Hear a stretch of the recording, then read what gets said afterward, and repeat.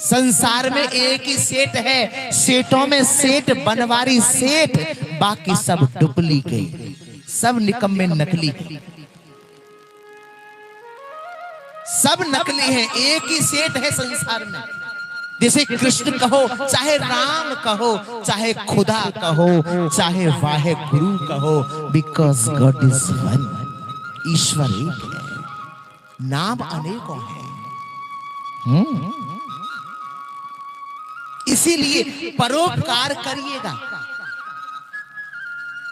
अगर कोई आपको नाली भी कुदा दे तो उसका एहसान मानना, क्योंकि एहसान मानने वाले के पास लक्ष्मी स्वयं वास करने आती है।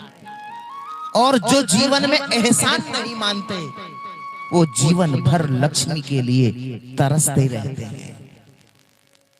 इसीलिए एहसान मानिए, सेवा करिए, परोपकार करिए। अगर हम किसी के मुसीबत के दिनों में, संकट के दिनों में काम नहीं आए तो ऐसा नहीं है कि हमारे जीवन में कष्ट नहीं आएगा, आएगा।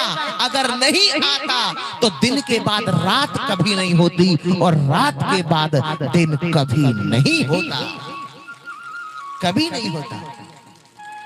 अगर आज जीवन में सुख आ रहा है, सावधान, अटेंशन प्लीज, सावधान हो जाइए। दुख भी आएगा, अगर आज दुख है तो सुख भी आएगा। लेकिन जो प्रभु का भक्त है वो कहता है कि सुख भी मुझे प्यारे हैं, दुख भी मुझे प्यारे हैं, छोड़ू मैं किसे भगवन, दोनों ही तुम्हारे हैं। दुख में तड़पो मत। अगर जीवन में दुख आ रहा है तो आपके पाप कट रहे हैं। दुख जो आ रहा है ना, इसलिए आ रहा है क्योंकि आपने पाप किए हैं। तो घबराइएगा नहीं, उनको पड़ोसी नहीं भोगेंगे। अगर जीवन में दुख आ रहा है तो आपके पाप कट रहे हैं, और सुख आ रहा है तो आपके पुण्य घट रहे हैं, पुण्य घट रहे हैं। ठीक है, समझ में आ रहा है ना?